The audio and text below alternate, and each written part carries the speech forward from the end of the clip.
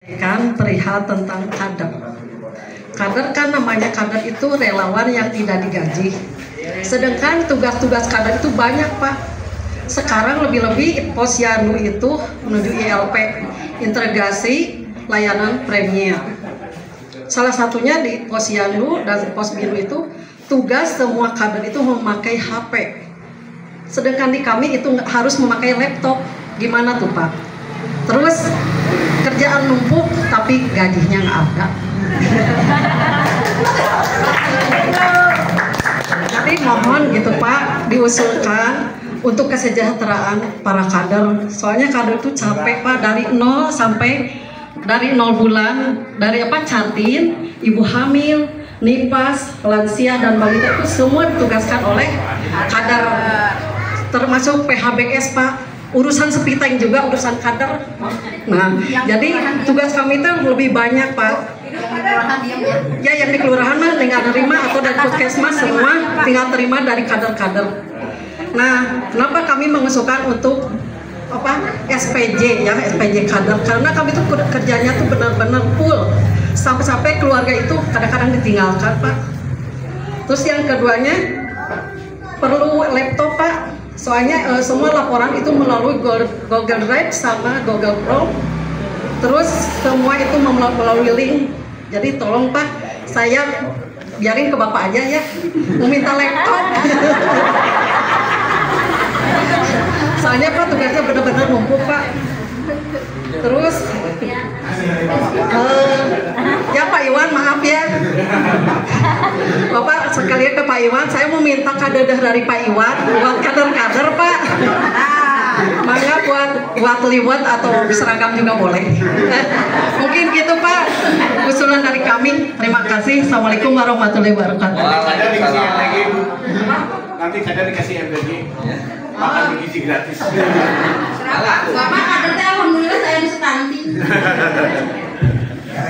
Siapa coba? Kasih gini. Waalaikumsalam. Saya kader dari RT 4 Pak. Membaca dari bab 6 pusat kreasi. Isinya pusat kreasi berfungsi sebagai pusat inovasi dan kekayaan intelektual, pusat pendidikan dan pelatihan. Terus di pasal mana ya Pak? Di pasal 22 itu ada pengembangan konten Pak. Nah, di sini emang banyak pemuda ya Pak ya. Mungkin ada yang sekolah, udah lulus, tapi rata-rata mereka teh ada yang gaptek, ada yang tidak dipergunakan kepintarannya. Nah, di sini kan ada pengembangan konten Pak. Kan kita mah udah gubernur konten. Iya. Jadi warganya juga harus warga konten, ya. Nah, saya teh memintanya gini. Dulu pernah ya Pak di di kelurahan ada pelatihan yang buat afiliator, konten-konten cuman tidak berjalan. Sampai sekarang tidak ada lagi kabarnya. Ada pelatihannya enggak Pak? Biar anak-anaknya tambah pintar. Jadi tidak usah lapangan kerja. Kan kata Bapak lapangan kerja masih dalam proses ya Pak. Nah, mungkin bisa ada pelatihannya. Jadi biar anak-anaknya lebih mengembangkan intelektualnya, IT-nya. Karena kan rata-rata kalau di handphone juga bisa, tapi kita tuh cuma scroll TikTok, jadi tidak dikembangkan gitu. Ya konten-kontennya teh gitu. Jadi saya mohonnya teh ada pelatihannya, bisa jadi afiliator gitu. Jadi bekerjanya juga bisa di rumah lah lewat handphone. Dan pastilah warga mah pada punya lah handphone ini. Ya udah segitu aja Pak. Kaitan bagaimana sih supaya ibu-ibu kader ini paling tidak bekerja siang malam ya, ada insentifnya lah ya. Itu nanti Kang Iwan memang harus sampaikan kepada wali kota. Kenapa ini kewenangannya ada di Pak Wali. Nah, kami nanti akan mendorong kebijakannya agar betul-betul nanti kita akan buatkan peraturannya. Saya sepakat, makanya peraturan daerah nanti kami akan upayakan ini agar betul-betul semua masyarakat yang terlibat di pemerintahan ini ya ada insentifnya lah ya. Jangan hanya ditugas-tugaskan mereka sampai bekerja siang malam tapi nggak diberi apa-apa, nggak ada SPJ-nya lagi, nggak ada bayaran tiap bulannya lagi, padahal mereka bekerjanya luar biasa. Nah, kaitan dengan ibu tadi yang ingin mengusulkan bantuan infrastrukturnya lah ya, seperti laptopnya segala macam, itu boleh Bu, boleh mengusulkan. Makanya bilang tadi, inilah tujuan sosialisasi ini, agar ibu-ibu tahu caranya bagaimana sih mendapatkan bantuan pemerintah itu kan gitu. Nah, salah satu di Perda Ekonomi Kreatif ini banyak bantuan-bantuan yang dibuat ruangnya gitu. Tapi kalau ini tidak diambil ruang ini, yang rugi kan masyarakat sendiri. Padahal kami sudah membuat ruang itu supaya ibu-ibu, masyarakat semuanya bisa mengupayakan bantuan itu. Artinya apa? Secara peraturan legal boleh, tidak dilarang. Yang tidak boleh itu hal-hal yang dilarang. Nah, Perda ini tidak membuat larangan. Perda ini kami buat isinya itu pemberdayaan masyarakat. Itu tidak banyak yang lain, tapi kami tekankan supaya Perda ini memberdayakan masyarakat lah.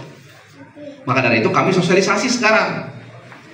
Nah, saya jelaskan tadi, Perda itu bukan satu ini Bu, banyak. Artinya banyak macam, banyak cara masyarakat memohon bantuan pemerintah itu banyak Bu. Bukan hanya terfokus kepada Perda Ekonomi Kreatif saja. Salah satunya tadi Perda Desa Wisata, Perda Pesantren, pemberdayaan perempuan ada perdanya juga, ada Bu. Pemberdayaan anak juga ada perdanya. Nah, nanti ke depan saya sebagai Ketua Bapumperda memang sekarang sedang mengevaluasi seluruh peraturan daerah provinsi yang jumlahnya ada 600 ini. Saya akan evaluasi perda mana saja yang perlu diperbaiki. Kenapa? Karena perda ini mulai dari tahun 57. Jadi Jawa Barat itu DPRD provinsi itu adanya tahun 57. Nah, disitulah membuat perda. Nah, dari tahun 57 sampai tahun 2025 ini 600 perdanya, jumlahnya lebih dari 600 itu. Nah, maka dari itu penting sekali saya melakukan evaluasi. Tujuannya apa? Tujuannya agar perda-perda yang dulu-dulu yang sudah tidak berlaku lagi lah, sudah expired, ini harus dicabut. Perda-perda mana saja yang perlu saya revisi, nanti saya revisi. Yang sudah tidak sejalan dengan kiranya kita rubah, kita perbaiki. Nah, perda-perda nanti yang sudah diundangkan, agar ibu-ibu dan bapak-bapak mudah mencarinya, saya sekarang sedang membuat data digital. Nanti perda provinsi itu akan digitalisasi. Jadi bapak dan ibu tinggal nge-download aja dari rumah tuh. Janji politik visi dan misi wali kota Cimahi kemarin kan di visi misi ini ada penambahan intensif buat kader, buat guru ngaji, buat hansip atau kamtimas ya, pengamatan itu kami lebih kawal Bu. Itu ada kenaikan insentif itu dari visi misi wali kota. Kebetulan saya di bagian anggaran, saya pelototin hal-hal itu karena benar pengorbanan kader-kader ini luar biasa, tapi insentifnya namanya juga kader sukarelawan Bu. Kalau disesuaikan dengan UMR mah jauh ya. Makanya jadi kader itu sukarelawan, walaupun kadang-kadang sopasnya sama bapak-bapaknya gitu. Lebih mementingkan kadernya tapi tidak mementingkan suaminya, ada juga tuh sopasnya gitu di tempat sanes asli dia gitu ya. Jadi mudah-mudahan karena mulai penganggaran tahun anggaran perubahan sesi Juni-Juli ini baru mulai diluncurkan anggarannya Bu. Cimahi ini emang divisi OG pendapatannya mau sekali PAD pendapatan asli daerahnya cuma 560 miliaran gitu sih. Ya tuh, sedangkan pengeluaran kalau Cimahi 1,6 T. Jadi lebih bisa gitu ya, apalagi industri Cimahi ini sekarang pada tutup, pada ngalih, jadi PAD-nya tuh terkecana tutup pajak lalu. Jadi mudah-mudahan visi misinya Pak Wali Kota ini kami kawal dan bisa dirasakan oleh kader-kader yang aktif membantu pemerintah saat ini. Demikian tambahan. Terus parantos di pasian waktu kanggo ngajukan sababaraha pengajuan nyata di DT akan aya masjid sareng tegadu kanggo ngaibakan sareng keranda kanggo mayit pami aya nu ngantunkeun di dieu teh sok nambut ka RT anu sanes nyuhunkeun bantosanana ka Bapak hatur nuhun kana bantosanana. Betul-betul apa ya, bisa melakukan atau cara mencari bantuan itu harus bisa. Kenapa? Karena ibu itu bisa mengusulkan di kota, bisa mengusulkan di provinsi, bisa mengusulkan di pusat. Si masyarakat itu ada 3 badan anggaran loh bisa diusulin. Tapi sekarang ini jangankan ke pusat, ke provinsi, ke kota aja ibu-ibu belum bisa. Padahal ada 3 mata anggaran yang bisa diambil oleh masyarakat. Ini contoh ya.